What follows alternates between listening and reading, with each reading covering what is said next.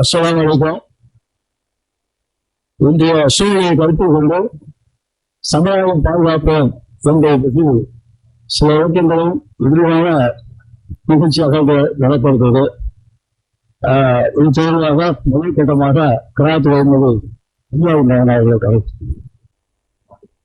அஸ்ஸலாமு அலைக்கும் வரஹ்மத்துல்லாஹி வபரகாத்துஹு. أعوذ بالله من الشيطان الرجيم. بسم الله الرحمن الرحيم. يا أيها الذين آمنوا اتقوا الله حق تقاته ولا تموتن إلا وأنتم مسلمون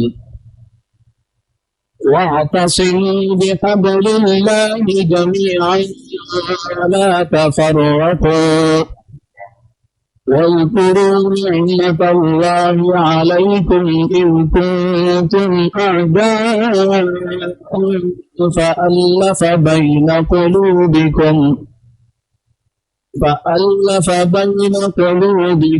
فأصبحتم بنعمته إخوانا وكنتم على شفا حفرة من النار فأنقذكم منها كذلك يبين الله لكم آياته لعلكم تهتدون ولتكن منكم أمة يدعون إلى الخير ويأمرون بالمعروف وينهون عن المنكر وأولئك هم المفلحون ولا تكونوا كالذين تفرقوا واختلفوا من بعد ما جاءهم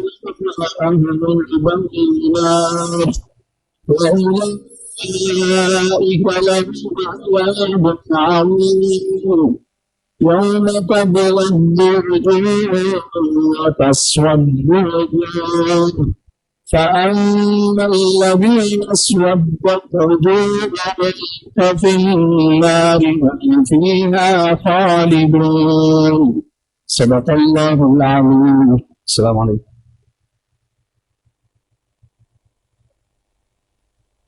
நமது கவனத்தின் பொறுப்பாளர்கள் தற்காலத்தில் சந்திக்கக்கூடிய பிரச்சனைகள் சவால்களை எப்படி எதிர்கொள்வது என்பதை பற்றி உலமாக்கள் கவலை கொண்டு அது பற்றிய ஒரு கூட்டத்தை கூட்ட வேண்டும், நமது சிறப்பு விருந்தினரை அழைத்து இந்த நிகழ்ச்சி நடத்த வேண்டும் என்று கேட்டுக்கொண்டிருக்கிறாங்க.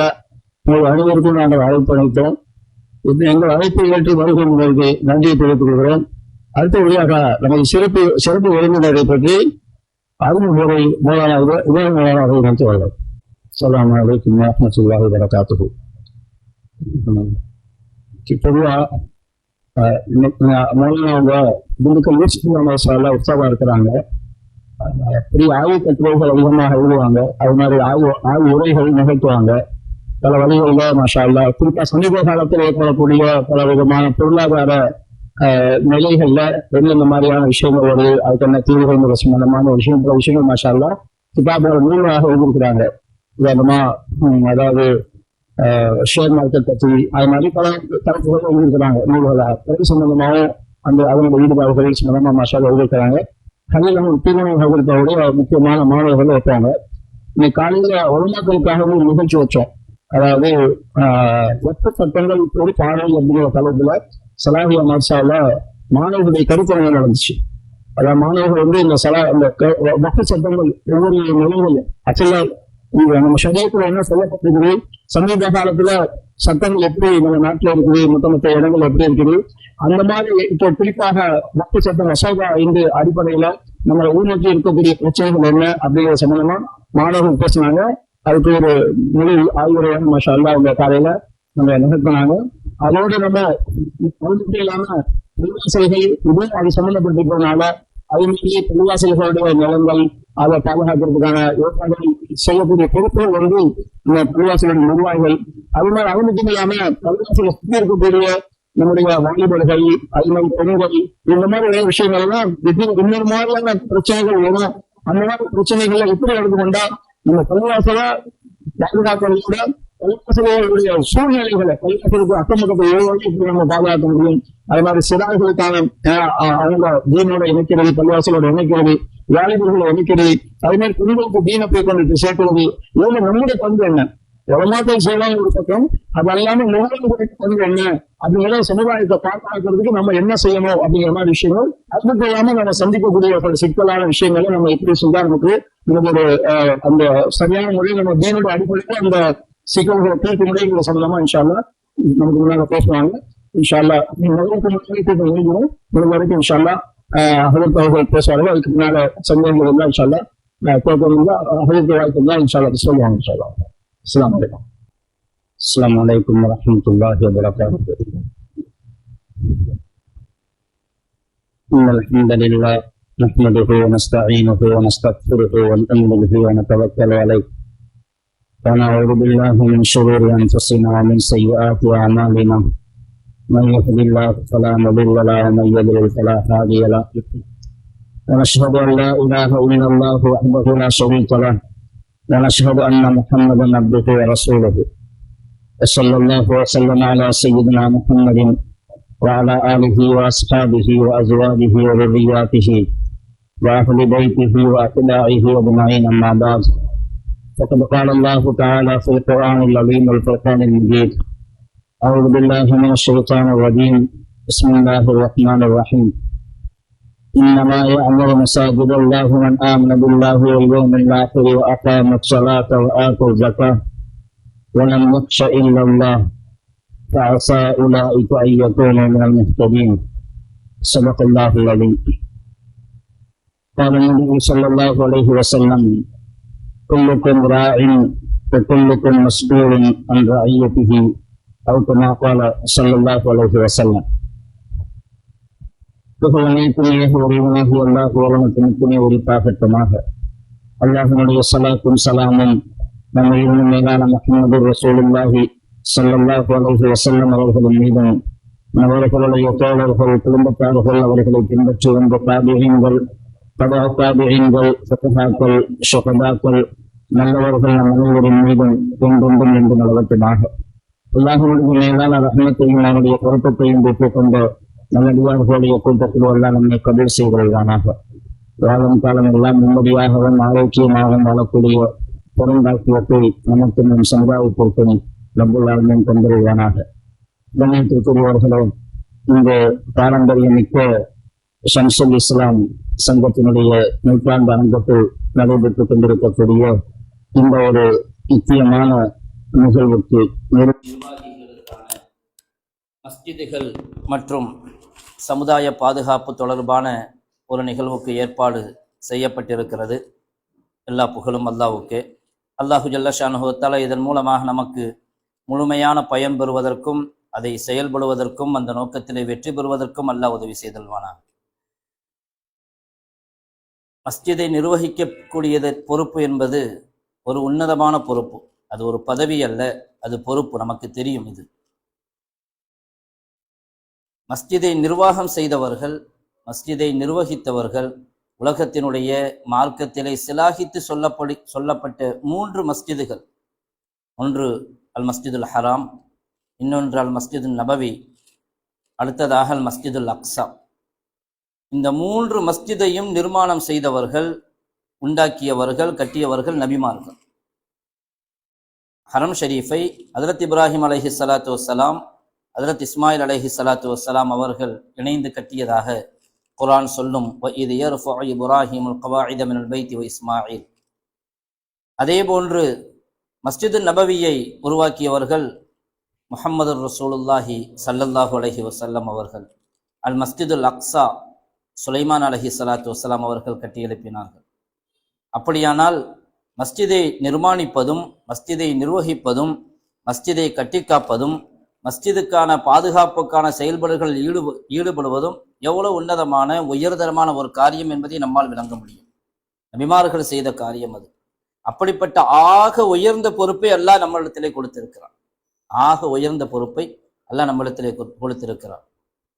மஸ்ஜிதை நிர்வகிப்பவர்கள் எப்படி இருக்க வேண்டும் என்பதை அல்லாஹ் சொல்லும் பொழுது, இன்னமா யாமுரு மசாஜித் அல்லாஹ் மன் ஆமன பில்லா, அல்லாஹுவை கொண்டு ஈமான் கொண்டிருக்க வேண்டும், கியாமத்தை கொண்டு ஈமான் கொண்டிருக்க வேண்டும், தொழுகையை நிலைநாட்டுபவராக, ஜக்காத்தை கொடுப்பவராக, அல்லாஹுவை அன்றி வேறு யாரையும் அச்சம் கொள்ளாதவராக, வலம் யக்ஷ இல்லல்லாஹ், அல்லாஹ்வை தவிர அவர்கள் யாரையும் அஞ்ச மாட்டார்கள், அல்லாஹ்வுக்கு அஞ்சி அவர்களுடைய செயல்பாடுகளை அமைத்துக் கொள்வார்கள் என்று அல்லாஹ் குர்ஆனிலே சொல்லுவார்.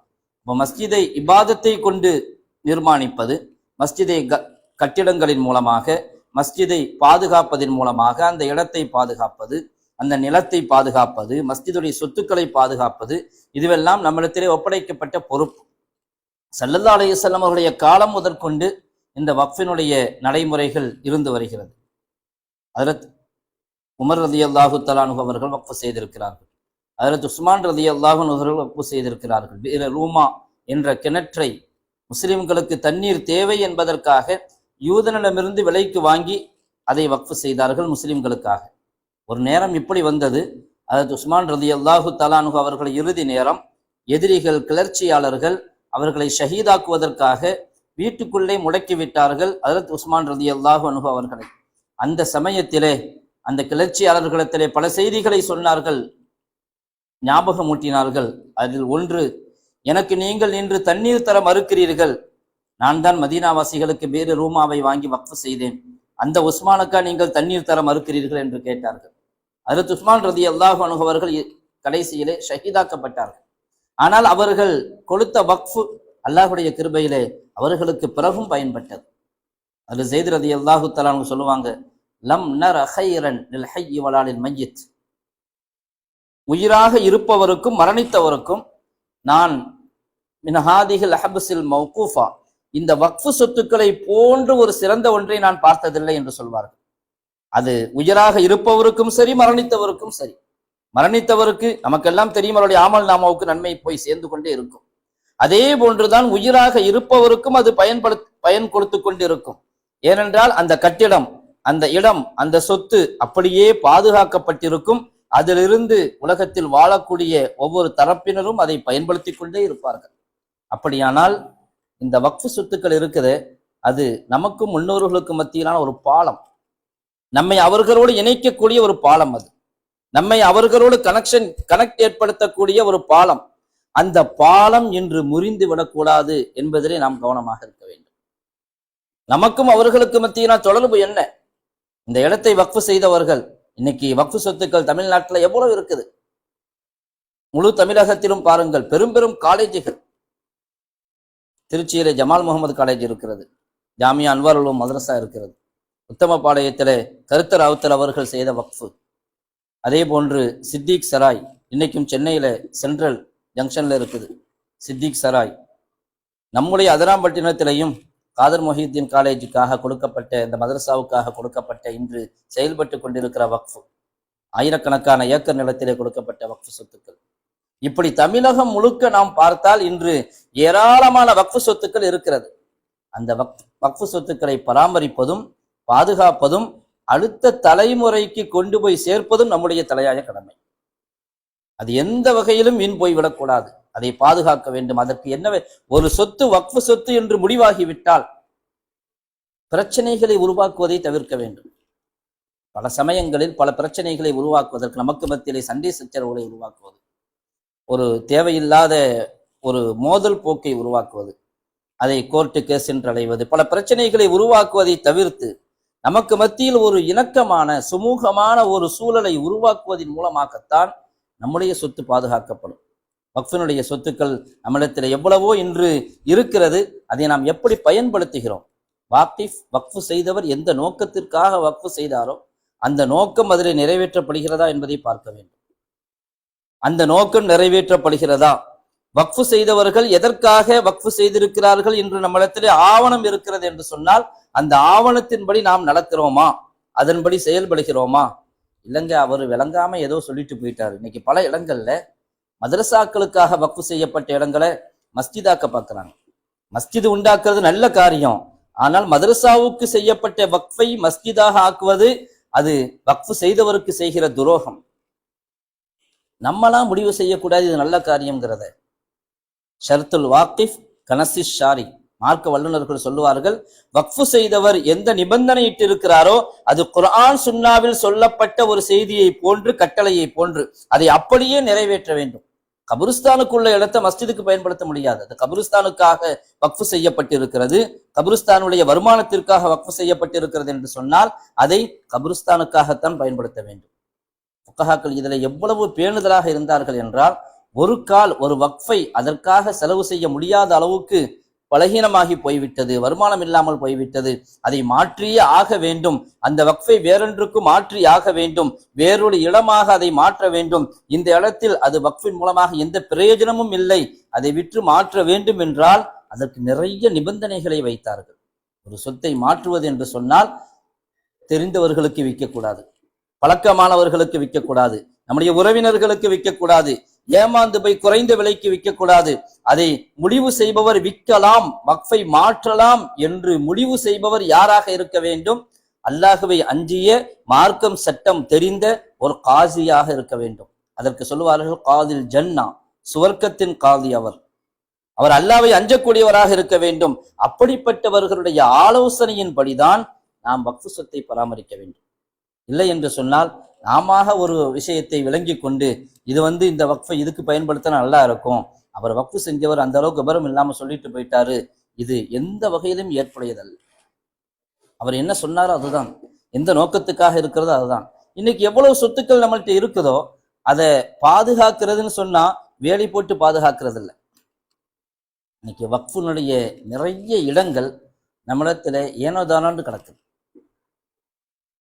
இன்னைக்கு இருக்கிற வக்ஃபு சொத்துக்களை நாம் ஒழுங்கா பராமரித்து அதற்கான வருமானத்தை நாம் உருவாக்கி விடுமையானால் முஸ்லிம்களுடைய எல்லா தேவைகளும் பூர்த்தியாகும் சொல்லுவாங்க.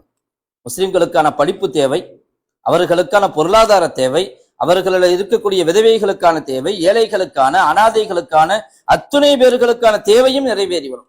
ஒழுங்காக பராமரித்து அதன் மூலமாக நாம் ஒரு வருமானத்தை உருவாக்கினார். எத்தனையோ இடங்கள் இன்னைக்கு சும்மா கிடக்குது, வேஸ்டா கிடக்குது. இன்னைக்கு பணம் தர்றதுக்கு நம்முடைய சமூகத்துல நிறைய பேர் இருக்கிறாங்க. அதை நாம் பில்டிங் எழுப்பி மஸ்ஜிதுக்கான வருமானத்தை உருவாக்கலாம், மதரசாக்களுக்கான வருமானத்தை உருவாக்கலாம், அந்த வக்ஃபு எதற்காக செய்யப்பட்டிருக்கிறதோ அதற்கான வருமானத்தை உருவாக்கலாம். வருமானத்தை உருவாக்கி அது எதற்காக செய்யப்பட்ட நோக்கத்திற்காகவே அதை செயல்படுத்தும் பொழுது, அதை செலவு செய்யும் பொழுது வக்ஃபும் பாதுகாக்கப்படும், அந்த வக்ஃபு வளர்ந்து கொண்டும் இருக்கும். ஆனா இன்னைக்கு வக்ஃபு தேஞ்சிட்டு போகுது. வக்ஃபு பாதுகாக்கிறதுக்கு ஒரு பெரிய வழி அதை வருமானம் உள்ளதாக ஆக்கணும். அதே மாதிரி வக்ஃபு இடத்தை வாடகைக்கு விடும் பொழுது பல இடங்கள்ல குறைஞ்ச வாடகைக்கு விடுறாங்க. ஆக குறைஞ்ச வாடகைக்கு 2000 ரூபாய் வாடகைக்கு உள்ள ஒரு இடத்தை ஒரு 200 ரூபாய்க்கு வாடகைக்கு விடுறது. வக்ஃபு சொத்துல மட்டும்தான் இது நடக்குது, வேற எங்கேயும் நடக்காது. நம்ம வீட்டு சொத்துல நடக்குமா இது? நம்ம வீட்டை அப்படி வாடகைக்கு விடுவோமா? ஆனா பல இடங்கள்ல வக்ஃபு சொத்துக்களை மிக குறைந்த அடிமாட்டு விலைக்கு வாடகைக்கு விடப்படுகிறது. பல இடங்கள்ல என்ன நடக்குதுன்னு சொன்னா ஒட்டு மொத்தமாக எடுத்துக்கொள்றாங்க வாடகைக்கு. அது அவங்க உள் வாடகை விட்டு ஒரு பெரிய லாபம் சம்பாதிக்கிறாங்க. வக்ஃபு சொத்துக்கள் இன்னைக்கு நம்ம அதானி அம்பானியை பத்தி பேசுறோம், எல்லா சொத்துக்களையும் கார்பரேட் எடுத்துக்கொள்ளுதுண்டு. ஆனா நமக்குள்ளேயும் கூட இது மாதிரி நடக்குது. வக்ஃபு சொத்துக்களை வைத்து சம்பாதிக்கக்கூடியவர்கள் முஸ்லிம்களுக்கானது, பொதுமக்களுக்கானது. அப்படிப்பட்ட வக்ஃபு சொத்து இன்னைக்கு எப்படி ஆயிடுச்சுன்னு சொன்னா அது ஒரு சம்பாதிக்கிறதுக்கு ஒரு வழியாக, யார் விவரம் உள்ளவர்களாக இருக்கிறார்களோ நீண்ட காலத்துக்கு வாடகைக்கு விடக்கூடாது. பல இடங்களில் 90 வருஷம், 99 வருஷம், 50 வருஷம் இப்படியெல்லாம் வாடகைக்கு விடுறாங்க வக்ஃபு சொத்துக்களை. ஆனா நம்முடைய சுய சொத்துக்கள் விஷயத்துல அவ்வளவு பேணுதலாக இருப்போம். 11 மாசம்தான். நாட்டினுடைய சட்டத்தையும் கவனத்துல கொள்ளணும். இன்னைக்கு நிறைய சட்டங்கள் இப்படின்ற நம்ம நீண்ட வாடகைக்கு கொடுத்தோம்னு சொன்னா நம்ம கையை விட்டு போயிடும். அப்படி அதுல உஷாராக இருக்கணும். அது மாதிரி வக்ஃபினுடைய ஆவணங்களை பாதுகாக்கணும். இன்னைக்கு என்ன நடக்குதுன்னு சொன்னா பல நிர்வாகங்கள்ல என்ன பிரச்சனைன்னு சொன்னா இந்த ஆவணங்களை ரிஜிஸ்டர் பதிவு செய்யப்பட்ட பதிவுகளை யார் வச்சிருக்கிறது, நானா நீயாங்கிற போட்டி வந்தது. அதை பாதுகாக்கிறது யார்? பல இடங்கள் அந்த சண்டை.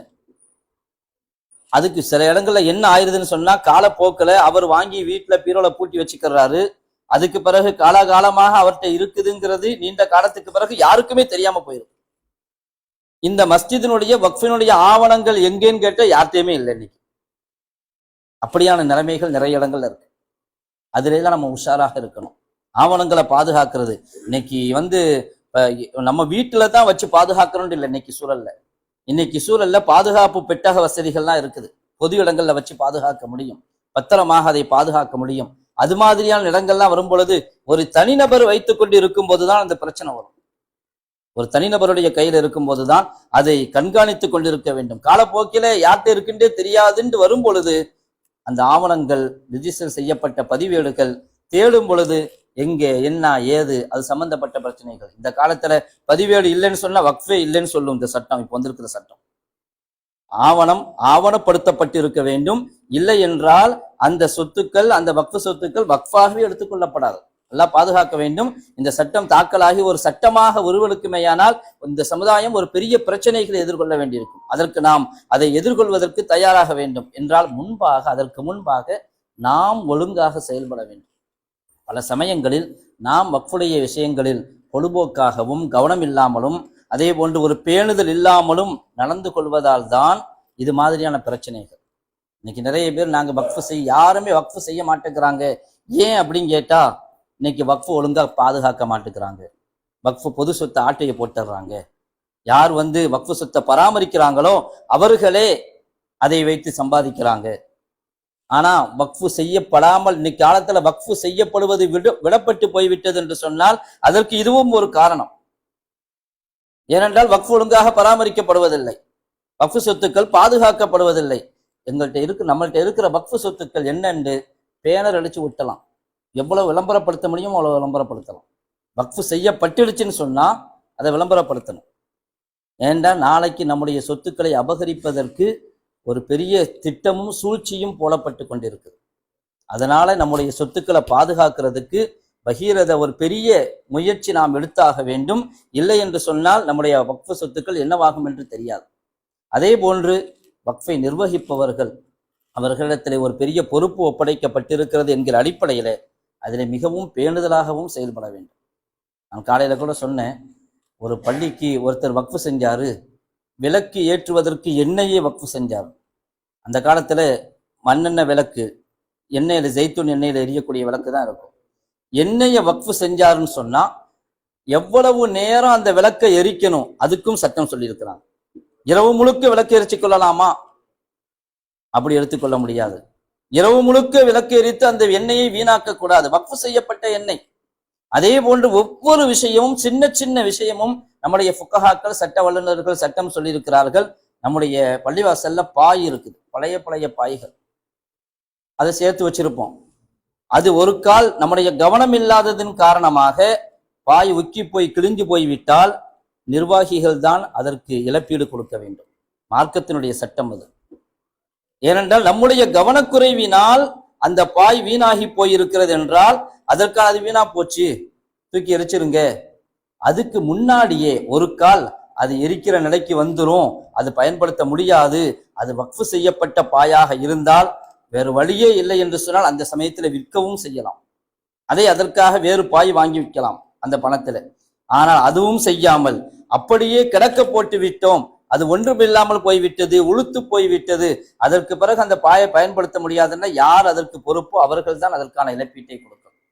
அதே மாதிரி பள்ளிவாசல்ல புக்கு வச்சிருப்பாங்க, குரான் வாங்கி வச்சிருப்பாங்க, இஸ்லாமிய சம்பந்தப்பட்ட புக்ஸ் வச்சிருப்பாங்க. அதை பத்திரமா பாதுகாக்கணும், அவ்வப்போது எடுத்து தட்டணும். நமக்கு படிக்கிறது ரொம்ப கம்மி, பள்ளிவாசல்ல வர்றவங்க எடுத்து படிக்கிறது ரொம்ப ரொம்ப கம்மி. அப்போ பள்ளியில புக்கு அழைக்கிறதுன்னு சொன்னா அவ்வப்போது அதை திறந்து வைக்கணும், காற்றோட்டமாக ஏற்படணும், காற்றோட்டம் இருக்கணும். அதை எடுத்து ரெண்டாவது தட்டி வைக்கணும்.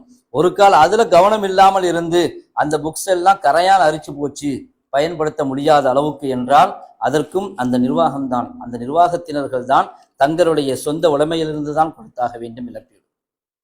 அப்படிப்பட்ட ஒரு உயர்தரமான எச்சரிக்கையான ஒரு பொறுப்பு நிர்வாகம் நடத்துவது என்பது. எனவே இந்த சமுதாயத்திற்கு நீங்கள் நிர்வாகிகளாக இருக்கிறோம் என்றால் அது ஒரு பெரிய பொறுப்பும். அந்த பள்ளிவாசலுடைய வக்ஃபு சொத்துக்கானதுக்கு மட்டுமல்ல, ஒட்டுமொத்த முஹல்லாவுக்கும் நம்ம தான் பொறுப்பு.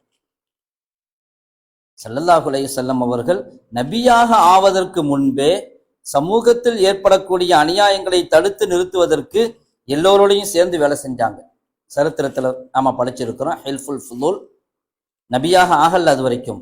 அதுக்கு முன்னாடியே யாராவது அநியாயம் செய்யறாங்களா, அநீதி இழைக்கப்படுகிறார்களா, அவர்களுக்கு உதவி செய்வது, வறியவர்களுக்கு உதவி செய்வது, இந்த வேலைகள் யார் வருமானம் இல்லாதவர்களுக்கு உதவி செய்வது. நபியாக ஆவதற்கு முன்பாகவே ஸல்லல்லாஹு அலைஹி வஸல்லம் அவர்கள் அந்த பொறுப்பில் பங்கெடுத்துக் கொண்டார்கள். நபியாக ஆனதற்கு பிறகு இப்பவும் அதற்காக நான் அழைக்கப்பட்டால் நான் செல்வேன், அது எனக்கு ரொம்ப மனசுக்கு பிடித்தமானது, பல ஒட்டகங்கள் கிடைப்பதை விடவும் அது சிறந்தது என்றார்கள் ஸல்லல்லாஹு அலைஹி வஸல்லம் அவர்கள். அப்படியானால் நாம வெறும் பள்ளிவாசலுடைய இடத்துக்கு மட்டுமோ, பள்ளிவாசலுடைய கட்டிடங்களுக்கு மட்டுமோ அல்ல நம்ம பொறுப்பாளர்கள், ஒட்டுமொத்த சமுதாயத்திற்கும் நம்ம பொறுப்பாளர்களாக இருக்கிறோம். ஒட்டுமொத்த ஆண்களுக்கும் பெண்களுக்கும் நாம பொறுப்பாக இருக்கிறோம். சமூகத்துல என்ன நல்லது கெட்டது நடந்தாலும் அது நம்முடைய கையில் இருக்குது. ஏனென்றால் மக்கள் நம்மை அணுகுகிறார்கள். ஒரு நிக்காஹுக்கு நாம தான் என்ஓசி கொடுக்கிறோம், நிக்காஹுக்கு நாம தான் கவுன்சிலிங் கொடுக்கிறோம், அவர்களுக்கான ஏற்பாடுகளை செஞ்சு கொடுக்கிறோம்னு சொன்னா இந்த சமுதாயத்துல ஆண்களும் பெண்களும் சிறியவர்களும் பெரியவர்களும் வாலிபர்களும் வயோதிகர்களும் எப்படிப்பட்ட ஒரு நிலையில் இருக்கிறார்கள். இதுல கியாமத்தில கேள்வி நமக்கும் உண்டு. குல்லுக்கும் ராஇன் வ குல்லுக்கும் மஸ்ஊலுன் அன் ரஇயத்திஹி. ஸல்லல்லாஹு அலைஹி வஸல்லம் அவர்கள் சொல்வார்கள், நீங்கள் அத்தனை பேரும் பொறுப்பாளர்கள், உங்களுடைய பொறுப்பை பற்றி நீங்கள் விசாரிக்கப்படுவீர்கள். ஒவ்வொரு நபரும் விசாரிக்கப்படுவார்கள். யார் யார் என்னென்ன பொறுப்பில் இருந்தார்களோ அந்த பொறுப்பை பற்றிய விசாரணை. பருவ காலம், ஒரு வாலிபர், இன்னைக்கு வாலிப சமுதாயம் வீணாகி போகிறது என்று சொன்னால் என்ன செய்ய, நம்ம கையில என்ன இருக்குது அப்படின்னு சொல்லிட்டு சாதாரணமா விட முடியாது. இன்னைக்கு வாலிபர்களுக்கு அவர்களை திசை திருப்பக்கூடியது ஒன்று மொபைல், இன்னொன்று வண்டி. இதுதான் உங்களுடைய இலக்கு. நல்ல வண்டி வாங்கணும், நல்ல மொபைல் வாங்கணும், நல்ல சுத்தணும், அதோடு போதை, மதுவிலும் போதை தரக்கூடிய பொருட்களை சாப்பிடுவது, பெண்களுடைய தொடர்பு, இந்த 4 விஷயங்கள் தான் இன்னைக்கு சமுதாயத்துல ஒரு பெரிய பிரச்சனை. அது ஒன்றும் செய்ய முடியாது அப்படின்னு நம்ம விட்டுற முடியாது. நம்முடைய பொறுப்பும் அது.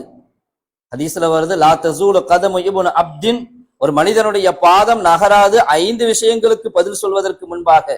அதுல 2 விஷயம் பருவத்தை பற்றித்தான் சொன்னார்கள் ஸல்லல்லாஹு அலைஹி வஸல்லம். ஒன்று அன் உம்ரிஹி ஃபீமா அஃப்னாஹு, அவனுடைய ஆயுளை பற்றி கேள்வி கேட்கப்படும். அதில் அந்த ஆயுளை எதிரே கழித்தான். 50 வருடம் கொடுத்திருந்தேன், 60 வயசு வரைக்கும், 70 வயசு வரைக்கும், 80 வயசு வரைக்கும் உலகத்திலே வாழ்ந்தீர்களே, அதற்கு என்ன நீங்கள் செய்தீர்கள்? அடுத்து சொன்னாங்க ஸல்லல்லாஹு அலைஹி வஸல்லம், அன் ஷபாபிஹி ஃபீமா அப்லாஹு, அவனுடைய வாலிபத்தை பற்றி கேள்வி கேட்கப்படும். எதிலே அவன் அதை உக்கி போக, அபுலாகுன்னு சொன்னா நல்ல புதிய புத்தாடை உளுத்தி உளுத்தி உளுத்தி உளுத்தி உளுத்தி துவச்சி துவச்சி துவச்சி துவச்சி அப்படியே உக்கி போகும், அப்படியே ஓட்ட ஓட்டையா விழும் முதல்ல, அப்புறம் கிழிஞ்சிரும். அந்த உக்கி போறதுக்கு தான் அபுலாகும். வாலிபத்தை எதிலே உக்கி போக செய்தாய்? வாலிபம் என்பது புத்தாடை போன்று, அது வயோதிபம் ஆகும் பொழுது அது உக்கி போய் விடுகிறது, உளுத்து போய் விடுகிறது. அதை எப்படி கழித்தாய்? இன்னொரு ரிவாயத்துல வருது, ஷபாபிஹிங்கிற இடத்துல அன் ஜிஸ்மிஹின்னு வருது. உடல், வாலிப உடல் தாங்க உடல், அதுதான் மிக மிக ஆரோக்கியமான உடல். அந்த வயதுல, அந்த வாலிப வயதுல நம்முடைய வாலிபர்களை எப்படி பாதுகாக்கிறோமோ அப்படித்தான் அவர்களுடைய வயோதிகம் இருக்கும். இல்லை விட்டுட்டோம்னு சொன்னா வாலிப வயசுல அவங்களுக்கு ஒன்றும் தெரியாது, என்ன வேணாலும் செய்வாங்க, என்ன தப்பு வேணாலும் செய்வாங்க. அதுல அவங்களுடைய அகலாக்கு மட்டும் கெட்டு போகாது, உடலும் சேர்ந்து கெட்டு போகும். உடல் ரீதியாக பல உபாதைகளை சந்திப்பார்கள்.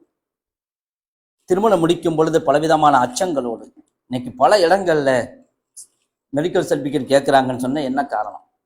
மாப்பிள்ளைக்கு மெடிக்கல் சர்டிபிகேட் வேணுங்கிறாங்கன்னா உடல் உபாதைகள், தேவையில்லாத பழக்க வழக்கங்கள், நடைமுறைகள், போதையிலும் மதுவிலும் மாதுவிலும் அவன் அடிமைப்பட்டு கிடக்கும் பொழுது, அப்படிப்பட்ட சமயத்தில் அவனுடைய உடல் காலப்போக்கில கொஞ்சம் வயசாகி போச்சு, 40 வயசு ஆயிடுச்சு, 45 வயசு ஆயிடுச்சுன்னா அது இன்னும் பலகீனமாகி போய்விடும்.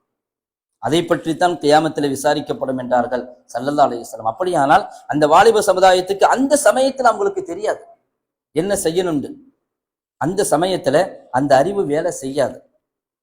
ஆனால் அதை எப்படி, குழந்தை வயிற்றுல கர்ப்பத்துல இருக்குது, அந்த குழந்தை எப்படி வளரணும், என்ன செய்யணும், ஒரு தாய் தான் அதை பத்தி கவலைப்படணும் இல்லையா? டாக்டர்கிட்ட போறோம், ஸ்கேன் எடுக்கிறோம், அது எப்படி இருக்குது, என்ன ஏது எல்லாம் பார்க்குறோம். இல்லை எதையுமே கண்டுக்கல்ல இந்த காலத்துல, அப்படியே விட்டுட்டாங்க, எப்படி இருக்குதோ அப்படித்தான் பிறக்கும். ஊனமா இருந்தா ஊனமா பிறக்கும், அறிவு ஒழுங்காக வேலை செய்யாட்டி அப்படியே தான் பிறந்து வரும். பார்வை இல்லாட்டி அப்படியே பிறந்து வரும், ஒழுங்கான முறையில அணுக்கள் குறைவா இருக்குதுன்னு அப்படியே பிறந்து வரும். ஏன்டா வயிற்றுல இருக்கும்போது கவனிக்கல. அதே மாதிரிதான் வாலிப வயதை நாம கவனிக்கலன்னு சொன்னா அவங்க அப்படியே தான் வருவாங்க. அது அவங்களுக்கே தெரியாது நாங்க இப்படி வர்றோம். பின்னாடி காலத்துல யோசிப்பாங்க, ஆஹா எங்க சிறு வயசுல யாருமே எங்களுக்கு சொல்லாம போயிட்டாங்களே, சொல்லியிருந்தா நாங்க திருந்திருப்போமேன்னு நினைப்பாங்க. இன்னைக்கு பல வாலிபர்கள் அப்படி இருக்கிறார்கள். கொஞ்சம் வயசான பிறகு, ஆஹா நாங்க சின்ன பிள்ளையா இருக்கும் பொழுது எங்களை யாரும் சொல்லலையே, எங்களுக்கு அந்த சமயத்துல, அல்லது நாங்க சொல்லியும் நாங்க கேட்கலையே அப்படின்னு கை செய்தப்படுகிறவர்கள் இன்று நிறைய பேர் இருக்கிறாங்க. நீங்களும் கேள்விப்பட்டிருக்கலாம் அது மாதிரியான நபர்களை. காரணம் என்ன? ஒன்றும் அவங்களை செய்ய வைக்கணும், சொல்லணும், அவங்களுக்காக அதற்கான ஏற்பாடுகளை செய்யணும். அவர்களுடைய வாலிபத்தை ஒழுங்காக பயன்படுத்துவதற்கு நாம் என்னென்ன செய்ய வேண்டுமோ அத்தனை வசதி வாய்ப்புகளையும் எடுத்து கொடுக்கணும். அவங்களுக்கு பல சமயங்களில் அவர்களை தனியாக கூட்டணும். வாலிபர்களை மட்டும் அழைக்கணும். அவர்களுக்கான உலமாக்களை வைத்து நாம் வேலை வாங்க வேண்டும். அது நிர்வாகிகளுடைய பொறுப்பு. அது ஒவ்வொரு மொஹல்லாவுடைய வாலிபர்களுக்கும் அவர்களுக்கு இன்னைக்கு பாருங்க, மொபைலு எப்படின்னு சொன்னா நைட்டு எவ்வளவு நேரம் உபயோகிப்பாங்கன்னு நமக்கே தெரியாது. எத்தனை மணி வரைக்கும் மொபைல் பார்ப்பான்னு தெரியாது. காலையில் நல்லா தூங்குவாங்க. நான் காலையில் கூட சொன்னேன், இன்னைக்கு சோம்பேறித்தனம் அதிகமாயிட்டு போகுது. முன்னேறி வந்து படிச்சு ஓதி நல்ல நிலைக்கு ஆளாகிறத விட்டு போட்டு மொபைல்லையே இருந்து இரவு முழுக்க, இரவு 12 மணி வரைக்கும், 1 மணி வரைக்கும், 2 மணி வரைக்கும் இருந்துட்டு காலையில தூங்குறது 12 மணி வரைக்கும் தூங்குவான். அப்படி ஒரு சமுதாயம் இன்னைக்கு உருவாகி கொண்டு வருது. படிக்கிறாங்க, படிப்புல ஒழுங்கா கவனம் செலுத்துறாங்களா? என்ன படிச்சாலும் எப்படி அதுல கவனம் செலுத்துறாங்க, எப்படி முன்னேறி வர்றாங்க? அவங்களுக்கு என்ன படிக்கிறாங்களோ அதற்கான கவுன்சிலிங் கொடுக்கணும். திருமணம் முடிச்சு அதற்கான கவுன்சிலிங் கொடுக்கணும். அதே மாதிரி சமூகத்திலே ஆலிம் பெருமக்கள் எவ்வளவு இருக்கிறார்கள், அதற்கான ஆலிம்களை உருவாக்குவதற்கு என்ன செய்ய வேண்டும்? ஆலிம்கள் இல்லைன்னு சொன்னா ஒன்றும் செய்ய முடியாது. இந்த ஒரு நேரத்துல ஆலிம்களுக்கு அரசாங்க ரீதியாக பைத்துல் மால்ல இருந்து வசீஃபா கொடுக்கப்பட்டுச்சு. இஸ்லாமிய ஆட்சி நடந்து கொண்டிருக்கும் பொழுது இப்படி சம்பளம் என்று கிடையாது. வேலைக்கு சம்பளம், இமாமத்துக்கு சம்பளம், பாடம் நடத்தினா சம்பளம், அப்படி இல்லை. பைத்துல் மால்ல இருந்து அவங்களுக்கு நேரடியா வசீஃபாக்கள் அரசாங்கமே கொடுத்து கொண்டிருந்துச்சு. நிறைவான பொருளாதாரத்தோடு இருந்தார்கள்.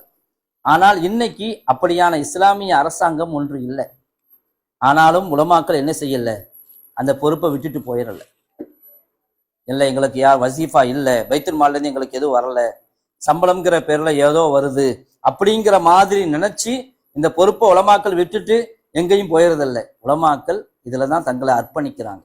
அப்போ நம்ம தான் கவனம் செலுத்தணும். இந்த உலமாக்களுக்கு நாம என்ன செய்யணும், அவங்களுக்கான தேவைகள் என்ன? இன்னைக்கு வக்ஃபில் இருந்து எவ்வளவு வருமானம் வருகிறது, அந்த வருமானத்திலே நாம் எவ்வளவு அவர்களுக்கு ஊதியமாக கொடுக்கிறோம். அது ஒரு சம்பளம் அல்ல. அவர்கள் செய்கிற வேலைக்கு சம்பளம் கொடுக்க முடியாதது. ஆனால் நாம எவ்வளவு கொடுக்கிறோம் அவங்களுக்கு, அவர்களை அதற்காக பயன்படுத்துகிறோம். மார்க்கத்தினுடைய, சமுதாயத்தினுடைய எல்லா விதமான வேலைக்கும் பயன்படுத்தலாம். நம்முடைய இமாமை வைத்து, நம்முடைய பள்ளியினுடைய இமாமை வைத்து சமுதாயத்தில் இருக்கக்கூடிய ஆண்கள் பெண்கள் அத்துணை பேருக்குமான ஏற்பாடுகளை செய்ய முடியும். அவர்களுக்கான தேவையை நாம செஞ்சு கொடுக்கிறோம். அவர்கள் வேறு பக்கம் செல்லாமல் இருக்க வேண்டும் என்றால், அவர்களுக்கு வருமானத்தினுடைய குறைவு தெரியக்கூடாது என்று சொன்னால், நம்முடைய வக்ஃபிலே வருமானத்தை உருவாக்க வேண்டும். அதற்கான ஏற்பாடுகளை அவர்களுக்கு செய்ய வேண்டும். செய்யும் பொழுது நாம் அவர்களை வைத்தே நம்முடைய பொறுப்புகளை நிறைவேற்ற முடியும். ஸல்லல்லாஹு அலைஹி வஸல்லம் அவர்கள் சொல்வார்கள், கான ரசூலுல்லாஹி ஸல்லல்லாஹு அலைஹி வஸல்லம் யக்ரஹுன் நௌம கப்லல் இஷா வல் ஹதீஸ பாதஹா. இஷாவுக்கு முன்னாடி தூங்குறத வெறுத்தார்கள், இஷாவுக்கு பின்னாடி பேசுறத வெறுத்தாங்க. இஷாவுக்கு பின்னால் தூங்குற வேலை மட்டும்தான். ஆனா இன்னைக்கு இஷாவுக்கு பிறகுதான் எல்லா வேலையுமே ஆரம்பிக்குது. இஷாவுக்கு பிறகுதான், அதுவும் இளம் வயதினர்கள், வாலிப வயதுடையவர்கள், ஆண்களாகட்டும் பெண்களாகட்டும். இன்னைக்கு ஆண்கள் மட்டுமல்ல, பெண்களும் ஒரு மோசமான ஒரு நிலையை நோக்கி சென்று கொண்டிருக்கிறார்கள். இன்னைக்கு இருக்கக்கூடிய சோசியல் மீடியா, அதற்கென்று ஷார்ட் வீடியோக்கள், அது ஆண்கள் மட்டும் போடுறதில்லை, முஸ்லிம் பெண்களும் எவ்வளோ லைக் வருதுன்னு எதிர்பார்க்குறாங்க. என்னுடைய ஷார்ட் வீடியோவுக்கு எவ்வளோ லைக் வருது, முஸ்லிம் பெண்களும் அதில் இருக்கிறாங்க. அதில் அவங்களுடைய டான்ஸ், அவங்களுடைய பாட்டு, அவங்களுடைய அதாவது கற்பனை செய்ய முடியாத அளவுக்கு ஒரு மோசமான ஒரு நிலை. ஆண்கள் அப்படி இருக்கிறார்கள் என்றால் பெண்களுடைய நிலையும் அதே போன்று இருக்கிறது. எவ்வளவு லைக் வருகிறது என்று எதிர்பார்க்கக்கூடிய ஒரு நிலையில் இருந்தால் நமக்கு நம்முடைய சமுதாயம் எதை நோக்கி சென்று கொண்டிருக்கிறது? அப்படிப்பட்ட ஒரு காலம் இது. வாலிபர்களுக்கு ஸல்லல்லாஹு அலைஹி வஸல்லம் அவர்கள் எவ்வளவு சொன்னாங்க. இன்னைக்கு நிறைய பேருக்கு குளிக்க கூட தெரியறது இல்லை. எப்படி குளிக்கணும், குளிக்கிறது கூட தெரியறது கிடையாது. ஜனாபத் ஆயிடுச்சு, குளிப்பு கடமை ஆயிடுச்சு, குளிக்க தெரியல. ஸல்லல்லாஹு அலைஹி வஸல்லம் அவர்கள் எப்படி குளித்தார்கள், குளிக்கக்கூடிய விதத்தையும் சொல்லி கொடுத்தார்கள். ஒருவருக்கு குளிப்பு கடமையாகி இருக்கிறது என்று சொன்னால் தலை முழுக்க தண்ணீர் பட வேண்டும், உடல் முழுக்க தண்ணீர் பட வேண்டும். எத்தனை இடுக்குகள் இருக்கிறதோ அத்தனை இடங்களிலும் தண்ணீர் பட வேண்டும். தஹ்த குல்லி ஷஅரத்தின் ஜனாபா, ஒவ்வொரு முடிக்கு கீழும் ஜனாபத் இருக்குது, தொடக்கு இருக்கிறது. எல்லா இடுக்குகளிலும் தண்ணீர் பட வேண்டும், வாய்க்கொப்பளிக்க வேண்டும், ஆரம்பத்திலே ஒது செய்ய வேண்டும், பிறகு தலைக்கு தண்ணீர் ஊற்ற வேண்டும். ஸல்லல்லாஹு அலைஹி வஸல்லம் அவர்கள் எப்படி குளித்தார்கள் என்பது கூட பாதுகாக்கப்பட்டிருக்கிறது ஹதீஸ்ல. ஆனா இன்னைக்கு நம்முடைய வாலிபர்களுக்கு குற்றால அருவியில குளிச்சிடலாம், எவ்வளவு தண்ணி வேணாலும் யூஸ் பண்ணிக்கலாம், ஆனா சுன்னத்தான முறையில குளிக்கிறது இருக்குதே அது எப்படின்னு தெரியறது இல்லை. அது மாதிரி எல்லா விஷயத்திலும் இன்னைக்கு போதைங்கிறது சர்வ சாதாரணமாய் போச்சு. போதை விஷயத்துல நம்ம சரித்திரம் பேசலாம். நாங்கள் யார் தெரியுமா? ஸல்லல்லாஹு அலைஹி வஸல்லம் அவர்கள் ஹராம் என்று சொன்னார்கள். சாராய மது பீப்பாய்களை தெருவில் மதீனாவுடைய வீதியில கொட்டினாங்க. இது நம்முடைய பெருமையாக பேசலாம். ஆனால் அந்த சமுதாயம், அந்த தலைமுறையில் வந்த சமுதாயம் இன்னைக்கு எப்படி இருக்கு? மதுவை வெறுத்தார்கள். மது அவர்களோடு ஒட்டி போயிருந்த ஒன்று. அப்படி அவர்களோடு ஒட்டி போயிருந்த ஒரு மதுவை அவர்கள் எப்பொழுது ஹராம் என்று சொல்லப்பட்டு விட்டதோ உடனடியாக விலக்கி தள்ளினார்கள். முதலீடு அதுதான் அவர்களுக்கு முதலீடே அதுதான், மதுதான். ஆனால் வீட்டில் இருந்த மதுவை எல்லாம் தெருவிலே ஓட வைத்தார்கள். எல்லா மதுவும் கொட்டி தீர்க்கப்பட்டது. அப்படிப்பட்ட ஒரு தலைமுறையில் வந்த சமுதாயம் இன்னைக்கு போதை என்கிற பெயரில அதுக்கு பல பேர் இருக்குது. இன்னைக்கு நமக்கே தெரியாது. கூலிப்புங்கிறாங்க, எத்தனையோ, அதாவது சும்மா நாக்கு கீழே வைக்கிறது, கையில வைக்கிறது, ஊசி போடுறது. இன்னைக்கு பாத்தீங்கன்னா சின்ன சின்ன பிள்ளைகளும் ஸ்கூல் பேக்ல மது, ஸ்கூல் பேக்ல இருக்கு. போதையில அவங்க போறாங்க. இது மாதிரியான தடம் புரண்டு போகக்கூடிய சமுதாயத்தை அதை நேர்வழிப்படுத்துவது, நல்வழிப்படுத்துவதற்கு எப்படி உலமாக்களுக்கு ஒரு பொறுப்பு இருக்கிறதோ அதை விட அவர்களை ஒன்றிணைக்கக்கூடிய பொறுப்பு நமக்கு இருக்குது, நிர்வாகத்தினருக்கு இருக்குது. ஒருத்தர் சொன்னார், நான் இப்போ பள்ளியாசலுக்குலாம் போறதில்ல. என்னங்க கேட்டா, என் பொறுப்பு முடிஞ்சிருச்சு, நான் நிர்வாகத்தில் இருக்கிற. சில பேர் எப்படி நினைச்சுக்கிட்டாங்கன்னா, நிர்வாகத்துல இருந்தாதான் பள்ளியாசல போய் தொழுகணும், நிர்வாகம் என் பீரியடு முடிஞ்சிச்சுன்னா பள்ளி பக்கமே போறதில்லை அப்படிங்கிற அளவுக்கு. அப்படி அல்ல. இது நம்முடைய அந்த பொறுப்பு இருக்கிறத ஒரு சமுதாயத்தை பாதுகாக்கக்கூடிய ஒரு பொறுப்பை ஒப்படைக்கப்பட்டிருக்கிறது. ஸல்லல்லாஹு அலைஹி வஸல்லம் அவர்கள் எப்படி இந்த சமூகத்தை வார்த்தெடுத்தார்கள், கட்டி எழுப்பினார்கள், ஆண்களையும் பெண்களையும் எப்படியெல்லாம் பல விதங்களிலே விலக்கி வைத்தார்கள். நீங்கள் சாதாரணமாக இந்த விதை விட்டுவிட்டால், எப்படி குர்ஆன் மனப்பாடம் பண்ணவங்க விட்டுட்டா ஒட்டகம் ஓடின மாதிரி ஓடி போயிடும், அதே மாதிரிதான் ஒவ்வொரு காரியமும். எதை நாம் கண்டுகொள்ளாமல் விட்டு விடுகிறோமோ அது நம்ம கைக்கு வராது. நம்முடைய பிள்ளை நாளைக்கு நம்ம சொல்றதை கேட்க மாட்டாங்க. இதுவெல்லாம் சின்ன வயதிலிருந்து அவர்களை பழக்கி கொண்டு வர வேண்டும். ஸல்லல்லாஹு அலைஹி வஸல்லம் அவர்கள் ஒரு தடவை ஒரு மாடி வீட்டுக்கு மேலே ஏறி நின்று கேட்டாங்க, நான் இப்ப என்ன பார்க்கிறேன்னு தெரியுமான்னு கேட்டாங்க. நான் இப்ப என்ன பார்க்கிறேன்னு தெரியுமா? சொன்னாங்க, எங்களுக்கு ஒன்றும் தெரியலன்னா.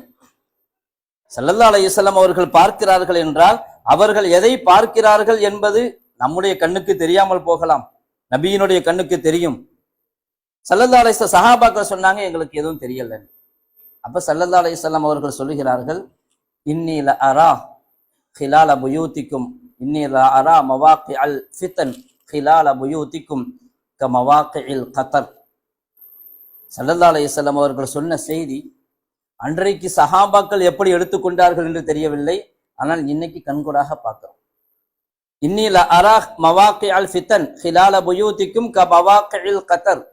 நான் பார்க்கிறேன், உங்களுடைய வீடு மாடியில் நின்று கொண்டு பேசுகிறார்கள், உங்களுடைய வீடுகளுக்கு இடையிலே ஃபித்னாக்கள் நுழைந்து வந்து கொண்டு இருக்கிறதை நான் பார்க்கிறேன். நான் வீடுகளுக்கு இடையிலே எது போன்றென்றால் கமவாகிஇல் கதர், மழை துளி எப்படி நுழைந்து வருகிறதோ பூமிக்குள்ளே, அதே போன்று மழை துளி பூமிக்குள்ளே நுழையும் பொழுது அப்படியே சாரல் மழை பெஞ்சுக்கிட்டே இருக்குதுன்னு வைங்க. பெரிய மழை பெஞ்சுன்னா வேகமா தண்ணி ஓடிடும். சாரல் மழை பெஞ்சிட்டே இருந்துச்சுன்னா தண்ணி உள்ள இறங்கிக்கிட்டே இருக்கும். நீங்க மண்ணையெல்லாம் எடுத்து பார்த்தா அங்க என்ன செய்யாது, நமக்கு ஓட்டையெல்லாம் தெரியாது. ஒரு ஓட்டையும் கிடையாது. நம்முடைய உடல்லையும் பார்க்கறதுக்கு கண்ணுல ஓட்டை இருக்குது, மூக்குல ஓட்டை இருக்குது, வாயில ஓட்டை இருக்குதுன்னு தெரியும். துவாரங்கள் இருக்குது, ஒவ்வொரு உடல்லையும் துவாரம் இருக்குது இல்லையா? ரோம துவாரம் இருக்குது, வியர்வை துவாரம் இருக்குது, கோடிக்கணக்கான துவாரம் இருக்குது. இதெல்லாம் கண்ணுல தெரியாது, வெளியே வரும்போதுதான் தெரியும். வியர்வை வரும் பொழுதுதான் துவாரம் இருக்குதுன்னு தெரியும். அதே மாதிரி பூமியில மழை பொழியுது, தண்ணீர் உள்ள போகுது, மண்ணையெல்லாம் விளக்கிட்டு பார்த்தாலும் ஒரு துவாரமும் நம்முடைய பார்வையில தெரியாது. ஆனாலும் தண்ணீர் உள்ள நுழையும். அல்லாஹு தஆலா குர்ஆன்ல சொல்லும்போது எலிஜுங்கிற வார்த்தையை சொல்லுவான். நெருக்கடியான இடத்திலும் நுழையக்கூடிய ஒன்று பூமிக்குள்ளே நுழையுது. அப்படி நுழைவது போன்று உங்களுடைய வீடுகளுக்குள்ளே ஃபித்னாக்கள் நுழைவதை பார்க்கிறேன்னு சொன்னான். இன்னைக்கு அந்த ஃபித்னாக்கள் வீடுகளுக்கு இடையில நுழையிறத நம்ம இன்னைக்கு கண்கூடாக பார்க்கிறோம். ஒரு துவாரமும் இல்லை, காங்கிரீட் பில்டிங், எந்த துவாரமும் இல்லை, எங்கேயும் துவாரம் கிடையாது. ஃபுல்லா இன்னைக்கு ஏசி போட்டுன்னா ஃபுல்லா ஆஃப், எல்லாத்தையும் லாக் பண்ணிடுவோம். எந்த ஒரு ஈ கூட உள்ள வர முடியாது. அப்படி எந்த துவாரமும் இல்லாமல் பாதுகாப்பான ஒரு கோட்டை வீடு. ஆனா உள்ள வரும்னு சொன்னா ஒன்னே ஒண்ணு மட்டும் உள்ள வரும் இல்லையா? எங்க மொபைல் வேலை செய்யும், கவரேஜ் கிடைக்கும், இன்டர்நெட்டினுடைய கனெக்ஷன் எப்படி வருதுன்னு தெரியாது, எல்லாவற்றையும் தாண்டி உள்ள வரும். பல பேருக்கு போர்வைக்குள்ள வரைக்கும் போகும். பல பேர் சொல்லியிருக்கிறாங்க, பிள்ளைங்க பொம்பளை பிள்ளைங்க போர்வையை மூடிக்கிட்டு மொபைல் பார்க்குறாங்க. பொம்பளை பிள்ளைங்க போர்வையை மூடிக்கொண்டு சாதாரணமாக பார்த்துட்டா ஒன்றும் தப்பு இல்லை. எல்லாருக்கும் முன்னாடி உட்கார்ந்து பார்க்குறாங்கன்னு சொன்னா அதுல பெரிய தவறு இருக்குன்னு நம்ம நினைக்க முடியாது. ஆனால் மறைந்து பார்க்கக்கூடிய காட்சி. இப்படி ஒருத்தர் வந்து சொன்னாரு, 200 பவுன் நான் நகை வச்சிருந்தேன் என் பிள்ளைக்காக, ஆனா என் பிள்ளை ஓடி போயிடுச்சுன்னா. 200 பவுன் நகை கொஞ்சம் நஞ்சம் இல்லை. அந்த பிள்ளையினுடைய நிலை இதுதான். போர்வைக்குள்ள வெளிச்சம் வரும். பெற்றோர்களுக்கும் பெரிய பொறுப்பு இருக்குது, பொறுப்பாளர்களுக்கும் பெரிய பொறுப்பு இருக்கு. அவ்வளவு சர்வசாதாரணமாக அந்த மொபைலின் மூலமாக ஒரு போன் வருது, எடுக்கிறாங்க, ராங் நம்பர். அந்த ராங் நம்பர் அப்படின்ட்டு ஒரு வார்த்தை சொல்றாங்களே, அந்த டோன் அதுல பிடிச்சிடுறாங்க. வேற ஒண்ணுமே பேச மாட்டாங்க. ஒரு பெண்ணுடைய நம்பருக்கு போன் வருது, எடுத்து கேட்கிறாங்க, இது ராங் நம்பருங்கிறாங்க. அந்த குரல் இருக்குது, அந்த டோன் இருக்குது, அது அவரை கவர்ந்து இழுக்குது. அதுக்கு பிறகு ராங் நம்பர் அதாவது ரைட் நம்பர் ஆயிடுச்சு. தொடர்பு வளர ஆரம்பிச்சிருச்சு. கடைசியா இறுதியில என்ன, பல இடங்கள்ல தற்கொலை முடிவு. இப்படியான ஒரு நிலை. அப்ப இதுக்கெல்லாம் இதுல யாரு எனக்கு என்ன உனக்கு என்ன அப்படின்னு சொல்லிட்டு யாரும் இருக்க முடியாது. குல்லுக்கும் ராஇன் வ குல்லுக்கும் மஸ்ஊலுன் அன் ரஇயத்திஹி. அத்துணை பேரும் பொறுப்பாளர்கள். அந்த பொறுப்புக்கு நாம் விசாரணை செய்யப்படுவோம். நமக்கு வழங்கப்பட்ட ஒவ்வொன்றுக்கும் ஸல்லல்லாஹு அலைஹி வஸல்லம் எந்த அளவுக்கு சொன்னாங்கன்னு சொன்னா, ஒரு பெண்ணுக்கு பொறுப்பு இருக்குது தன்னுடைய வீட்டில் உள்ள குழந்தைகளுடைய விஷயத்துல, தன்னுடைய கணவருடைய செல்வம் விஷயத்துல. ஒரு பையனுக்கு பொறுப்பு இருக்குது தன்னுடைய தந்தையின் செல்வத்தின் விஷயத்துல. ஒவ்வொரு விஷயமா துல்லியமாக குறிப்பிட்டு சொன்னார்கள். ஒரு பையனுக்கு தந்தையினுடைய செல்வம் விஷயத்துல கவனம் இருக்கணும், பொறுப்பு இருக்குது. அதுக்கும் கியாமத்துல கேள்வி இருக்குது. வீட்டுல இருக்கிறோம், அத்தா தான் சம்பாதிக்கிறாரு, ஃபேனை போட்டாங்க, ஏசியை போட்டாங்க, ஓடிக்கிட்டே இருக்குது, போறாங்க, போகும்போது வரும்போது சுவிட்சியை போடுவாங்க, போகும்போது சுவிட்சை ஆஃப் பண்ண மாட்டாங்க. யார் கரண்ட் பில்லு கட்டுறாங்களோ அவங்க தான் அதை கவனமா ஆஃப் பண்ணணும், இல்லாட்டி அவங்களுக்கு அக்கறை இருக்காது. அப்படியல்ல நம்முடைய நிலை. நம்முடைய சமுதாயம் பொறுப்புள்ள சமுதாயம்.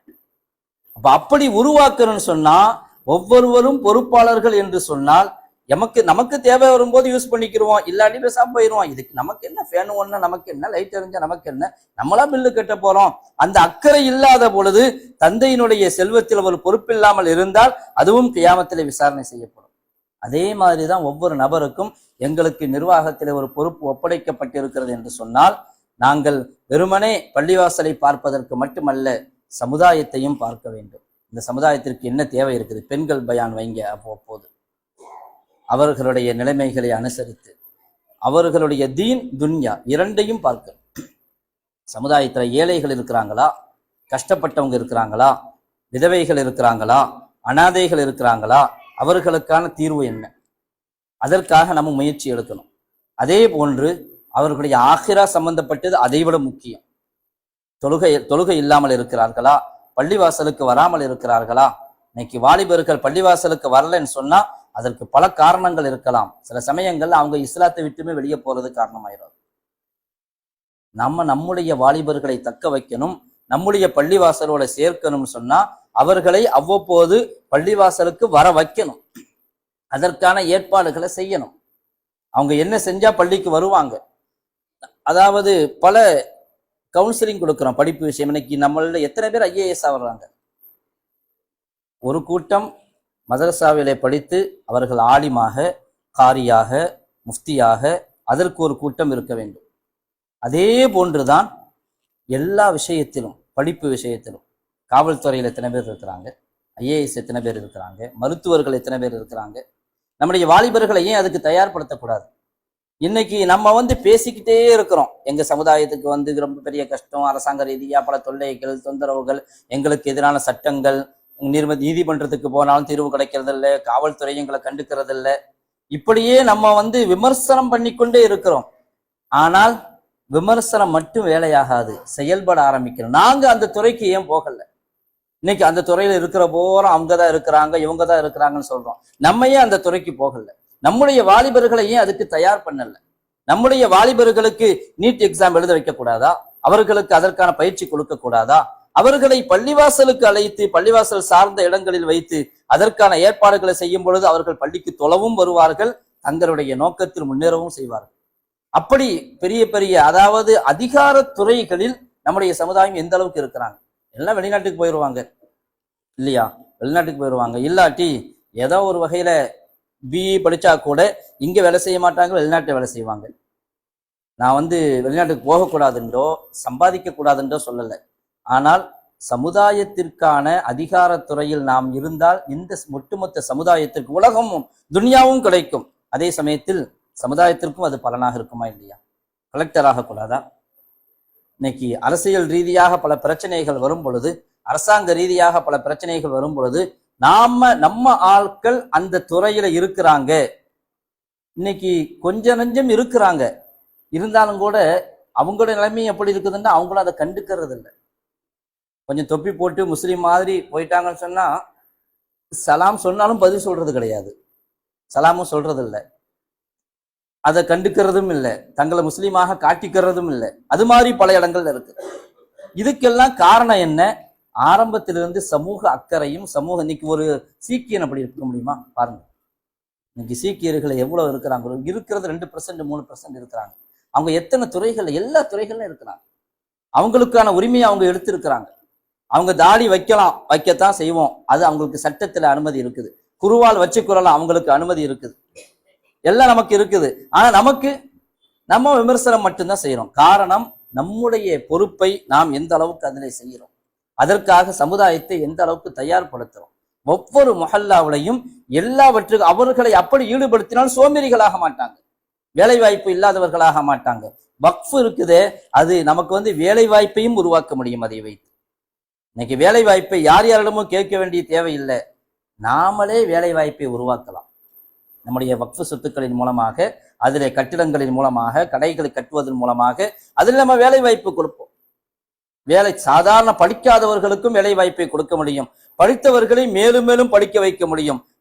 நல்ல சிந்தனையோடு, இஸ்லாமிய சிந்தனையோடு மேல வரக்கூடிய ஒரு சமுதாயத்தை உருவாக்க முடியும். நாங்க படிக்கிறது ஏதோ எங்களுடைய துனியாவுக்கு மட்டுமல்ல, காசு பணம் சம்பாதிக்கிறதுக்கு மட்டுமல்ல, எங்களுடைய சமுதாயத்திற்காக அப்படிங்கிற சிந்தனையோடு படிக்கணும். இன்னைக்கு மருத்துவர் டாக்டர் ஆகிறாங்கன்னு சொன்னா வெறுமனே சம்பாதிக்கிறதுக்கு மட்டுமல்ல, எங்களுடைய சமுதாயத்திற்காக அந்த சிந்தனையோடு உருவாகணும்.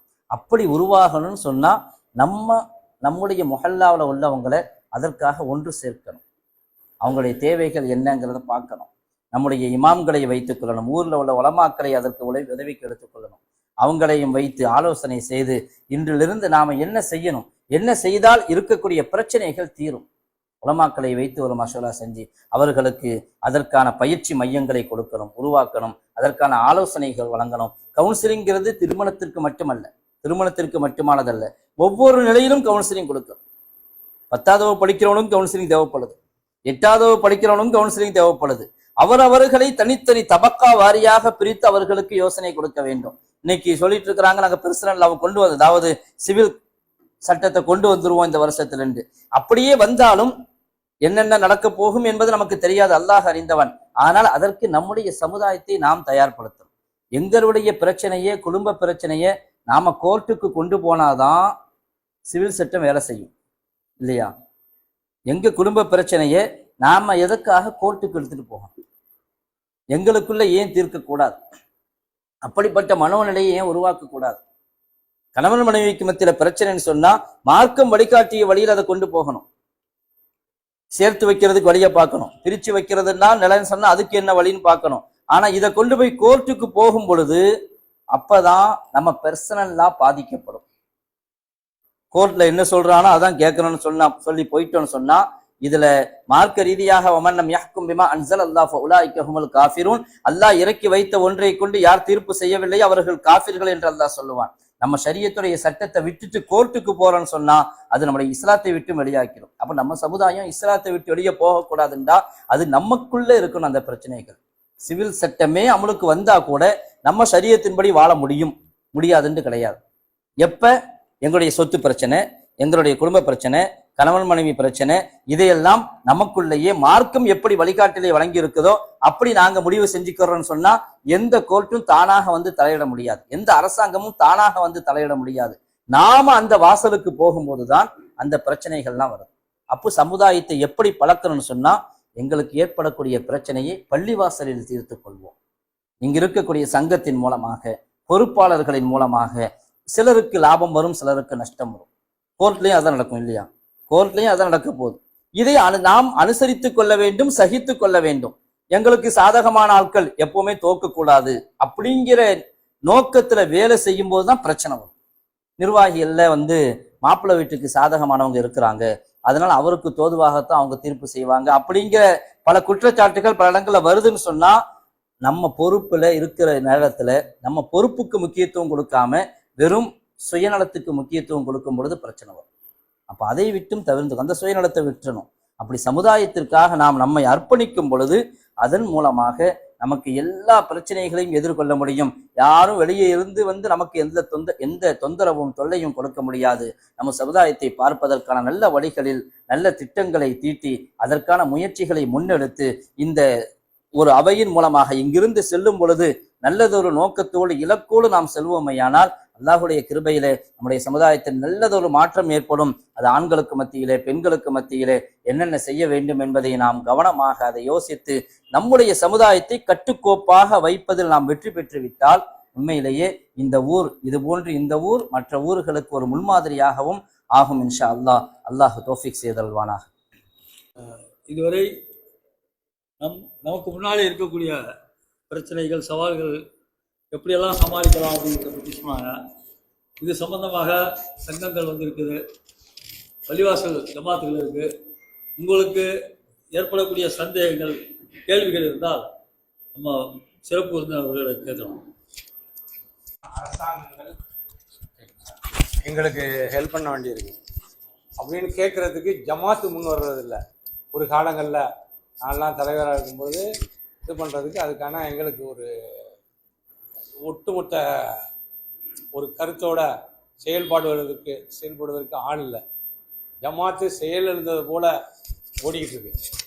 அப்படி சில இடங்களில் ஈசிஆர்லேயே இருக்குது, சேதுவாசன பக்கம் மரக்காவலத்தை ஈசிஆர்லேயே இருக்குது. சில மக்களுக்கு வக்குப் சொத்து எந்த இடத்துல இருக்குங்கிறது தெரியலை. அது தெளிவுபடுத்துகிற அளவுக்கு இந்த ஜமாத்து மூலமாக இப்போ நடக்கக்கூடிய அல்லாவுடைய வக்குப் சொத்து பல மார்க்க விஷயங்கள் மூலமாக நமக்கு விழிப்புணர்வு தரக்கூடிய உலமாக்கள் அனைவர்கள் மூலமாக சார்பில் இதை நீங்கள் எங்களுக்கு ஒரு ஒத்துழைப்பு கொடுத்து சில நம்பர்களை நாங்கள் காட்டுறோம்.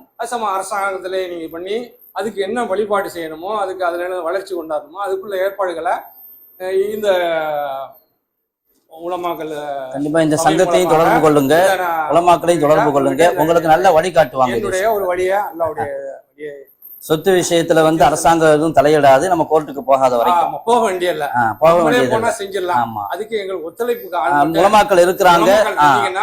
அதை வச்சு நாங்க கிளைமேட் பண்ணி கண்டிப்பா செய்வாங்க இன்ஷா அல்லாஹ். ஆபீஸ்ல பாக்குறதுக்கு இருக்கு. நானே போயிடுறேங்கிறப்ப நான் மட்டும் போடுறப்ப ஊர்ல எல்லாரும் சேர்ந்தா தான் போகணும். ஒருவர் மட்டும் ஒரு இதை செய்ய முடியாது, எல்லாரும் சேர்ந்தா தான் யோசிக்க செய்வாங்க. அந்த நிலையில இருக்கிறாங்கப்பா. ஏகப்பட்ட இடங்கள் நம்ம ஆளுகளே வச்சுக்கிட்டு சொத்துக்களை வச்சிருக்காங்க, மெயின்டைன் பண்ணிட்டு இருக்காங்க. அதையும் வந்து இன்ஷா அல்லாஹ் செய்வாங்க. மற்ற இடம் அனாமத்தா கிடக்கு, அதை பண்ணி சும்மா அதுக்கு ஒரு ஆவணங்களை பார்த்து அவங்க செய்ய வேண்டியது செய்வாங்க இன்ஷா அல்லாஹ். பள்ளிவாசல் சம்பந்தமான தூத்துக்குடி சம்சுங்கிறவர் பண்றாரு. வக்குஃப் மீட்பு குழுன்னு ஒன்று இருக்குது. அவங்க நிறைய ஊர்ல வந்துட்டு இதெல்லாம் பண்ணிக்கிட்டு இருக்காங்க. நான் உங்களுக்கு சொல்றேன், அவங்க உங்க ஊருக்கு வந்து எல்லாம் சரி பண்ணி கொடுப்பாங்க. எந்த ஊர்? எந்த ஊர்? மரிக்காசலா? சரி சரி. அப்புறம்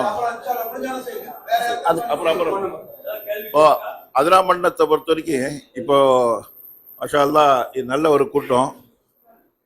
இது சலாஹியாலேருந்து கவரும் இப்ராஹிம் மௌலானோட அட்ரஸும் சம்சு சங்கமும் இது தனித்தனியாக போகிற ஒரு இது இருக்குல்ல, என்னது எல்லா கூட்டும் எல்லா சங்கமும் சேர்ந்தாப்புல என்ன என்னது செய்யணும் இன்ஷா அல்லாஹ். அது சேர்ந்து இப்போ எனக்கே இப்போ நிறைய அதெல்லாம் பேசலான்னு தான் வந்தேன். நானும் சப்ஜெக்ட் எனக்கே நான் ஒரு நிர்வாகம் பார்த்துட்டு இருக்கிறேன். நிறைய பிரச்சனைகள் இருக்குது. ஏன்னா பக்கு சொத்தை மீட்ட முடியாமல் உட்காந்துட்டு இருக்கேன். கோர்ட்டில் ஆர்டர் ஆகி ட்ரிபுனல் ஆர்டர் ஆகி விடாமல் வைக்கிறாங்க சில பேர். அதுக்கு நம்முடைய வக்கீல்கள் இருக்கிறாங்க, அவங்களுடைய ஆலோசனை, வக்ஃப் மீட்புக்களுடைய ஆலோசனை, இதை வச்சு நம்ம அவங்க கேட்குறாங்க. நாங்கள் இந்த ஊருக்கு வந்து இதை போனோம், நாங்கள் இங்கே பண்ணிக்கிறோம்னு சொல்லிக்கிட்டு இருக்கோம். ஆனால் நிறைய சின்ன சின்ன கிராமங்கள்ல நிறையா அவங்க மருத்துவ மூக்கு குழு செய்கிறாங்க அவங்க. இதனால இது வந்துட்டு ஒரு அனைத்து மொஹல்லா கொண்டு வந்து இவங்க மூலமா பண்ணா எல்லாம் ஒரு ஸ்ட்ராங்கா செய்யலாம். வக்கு மீட்பு குழு ஒரு கமிட்டி இப்பவே போட்டு எந்தெந்த மொஹல்லால எந்தெந்த பிரச்சனைக்கு இன்னைக்கு ஒரு கமிட்டி போட்டு அது மாதிரி வக்கீல்களையும் சேர்த்து சட்ட ஆலோசகர்கள் அப்படிங்கிறத அவங்களையும் போட்டு செஞ்சோம்னா அதுக்கு ஒரு நல்ல முன்னெடுப்பு கிடைக்கும் சார். அஸ்ஸலாமு அலைக்கும் வரஹ்மத்துல்லாஹி வபரகாத்துஹு. நிறைய பள்ளிகள்ல சரியான டாக்குமெண்ட்டுடைய பாதுகாப்பு இல்லை. ஏன்னா பல தலைமுறைகள்ல வர்றாங்க. ஃபர்ஸ்ட் வந்து என்ன அப்படின்னா, முதல்ல நம்ம டாக்குமெண்ட்டுகளை அதை பத்திரப்படுத்தணும். பத்திரப்படுத்தி சர்வே நம்பர் எல்லாமே பள்ளியில் எழுதணும். அதை நம்ம பாதுகாப்பா பல தலைவர்கள் வர்றாங்க, அது டாக்குமெண்ட்டுக்கு நம்ம இல்லாதனால கவர்மெண்ட் ஸ்கீமோ கவர்மெண்ட்ல இருந்து வரக்கூடியவங்க வந்து பார்த்தோம்னா என்னன்னா முதல்ல என்ன கேட்கறாங்க, ஒரு டாக்குமெண்ட் தான் கேட்கறாங்க. அதனால முதல் கட்டமாக இப்ப வந்திருக்கக்கூடிய நிர்வாகிகள் எல்லாருமே முதல் கட்டமா அந்த மஸ்ஜிதுகள் வக்குஃபுடைய சொத்துக்களை மாஷா அல்லாஹ் அதை முதல்ல பண்றது. எல்லாருடைய கிருபை நீங்க சொன்ன முறையிலே சொல்லி இருக்கிறோம். அது டாக்குமெண்ட்டை சரி பண்ணணும், ஆவணங்களை சரி செஞ்சு வைக்கணும். நீங்க பேனர் போட்டு எழுதுங்கிறோம். ஒரு வக்ஃபுக்கு எவ்வளவு சொத்து இருக்குது அதை பகிரங்கப்படுத்துங்க, ஊருக்கே பகிரங்கப்படுத்துங்க.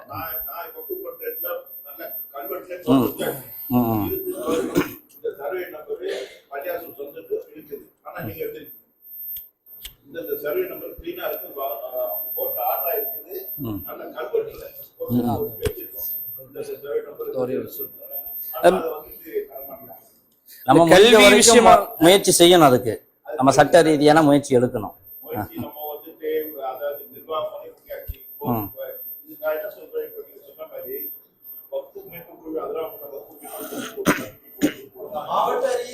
செய்யுங்க, ஒரு பெரிய அளவுல செஞ்சுக்கலாம்.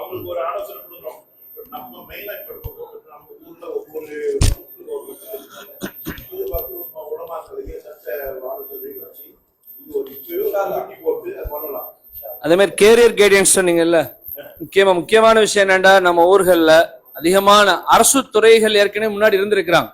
ஆனா இது எப்படி போயிருச்சு அப்படின்னா, அரசு துறைகள் அப்படிங்கும் போது ஹையர் போஸ்டை தான் பாக்குறாங்க.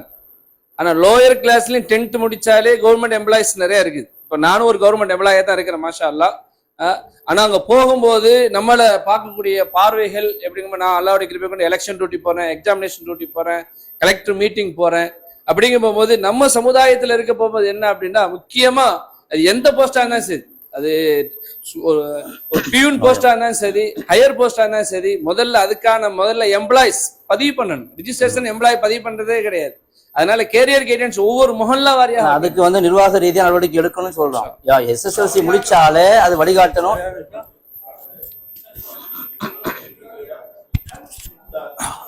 அஸ்ஸலாமு அலைக்கும். பள்ளிவாசல்களையும் பள்ளிவாசல் சார்ந்த சொத்துக்களையும் சில தர்காக்களையும் அரசாங்கம் அபகரிக்க முயற்சிக்கிறது. இதற்கு ஜமாத்து என்ன செய்யுது? கட்சிகள் தடையெடுத்த முன்னாடி ஜமாத்து சேர்ந்தாக்கா அது சார்ந்த எல்லா மக்களும் வருவாங்க. இதுக்கு என்ன பதில் சொல்லுங்க?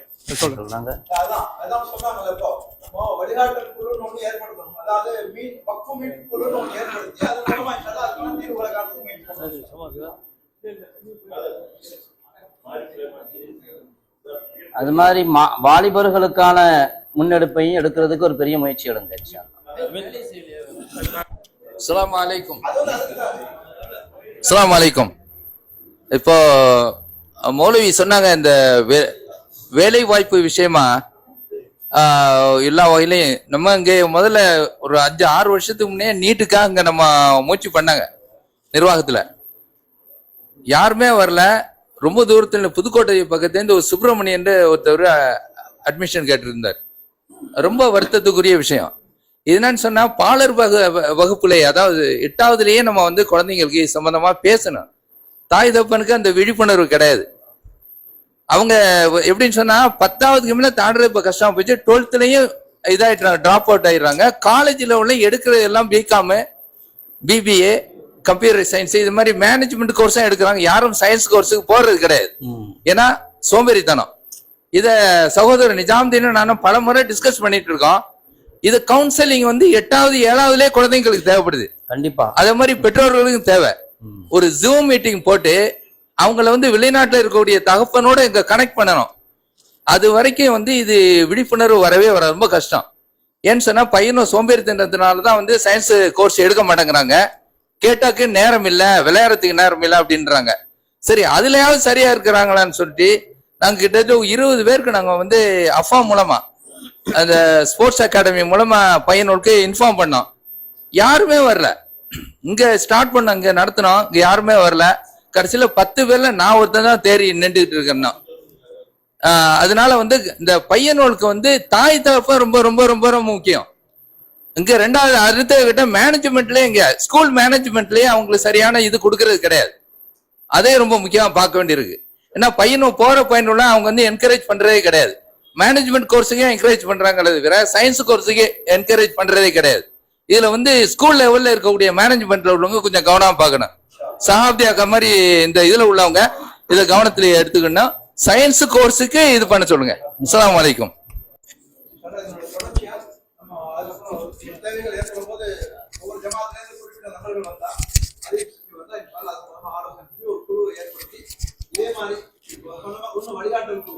மாணவர்களுக்கு, வாலிபர்களுக்கு அவங்களோட பாதுகாக்கிறதுக்கான வழிகாட்டுதல் ஏற்படுத்தும். அதே மாதிரி வக்ஃப் சொத்துக்களை, ஏன்னா ரொம்ப முக்கியமான விஷயம். எவ்வளவு விஷயங்கள் சொன்னாங்க. இது மாதிரி எத்தனையோ பிரச்சனைகள் தெரியாம வக்ஃப் செஞ்சதே தெரியாத இடங்கள் இருக்கு. பல இடங்கள் அந்த மாதிரிலாம் பல இடங்கள் இருக்கனால அந்த மாதிரி விஷயங்கள்லாம் மீட்கிறதுக்கும் நம்ம பொறுப்பா இருக்குது. அது மாதிரி நம்ம சமுதாயத்தில் அல்லாஹ் பொறுப்பை தந்திருக்கிற அந்த மாதிரி பொறுப்பாளிகள் இன்ஷா அல்லாஹ் நம்ம சம்சுல்சா சங்கம் மூலமாக ஒரு அழைப்பு கொடுத்து இன்ஷா அல்லாஹ் அதுக்கான ஒரு குழு ஏற்பாடு செய்வோம். அந்த வழிகாட்டல்ல இன்ஷா அல்லாஹ் தொடர்ந்து உலமாக்கள், அட்வொகேட்டுகள் எல்லாம் சேர்ந்து நல்ல யோசனைகள் இன்ஷா செய்வோம். அல்லாஹ் நம்மளுடைய கூட்டத்தை அல்லாஹ் கபூல் செய்வானா. இதுல வந்து அழைப்பை ஏற்று வந்து கலந்து கொண்ட எல்லோருக்கும் அல்லாஹ் தஆலா நல்ல பரக்கத்தான வாழ்க்கையை, மேலும் நல்ல நம்முடைய பொறுப்புகளை முறையாக நிறைவேற்றக்கூடிய பாக்கியத்தை அல்லாஹ் தஆலா தருவானாக. நம்முடைய சரியான முறையில் பொறுப்பை நிறைவேற்றி இம்மையிலும் வெற்றி அடைந்தவர்களாக மறுமையிலும் வெற்றி அடையக்கூடிய கூட்டத்தை அல்லாஹ் தஆலா நாடி ஆக்குவானாக. வாஹிரு தவானா அல்ஹம்துலில்லாஹி ரப்பில் ஆலமீன். சுப்ஹானல்லாஹி வபிஹம்திஹி சுப்ஹானக்கல்லாஹு வபிஹம்திஹி நஷ்ஹது அல்லா இலாஹா இல்லா அன்த நஸ்தக்ஃபிருக வ நதூபு இலைக். சுப்ஹான ரப்பிக ரப்பில் இஸ்ஸati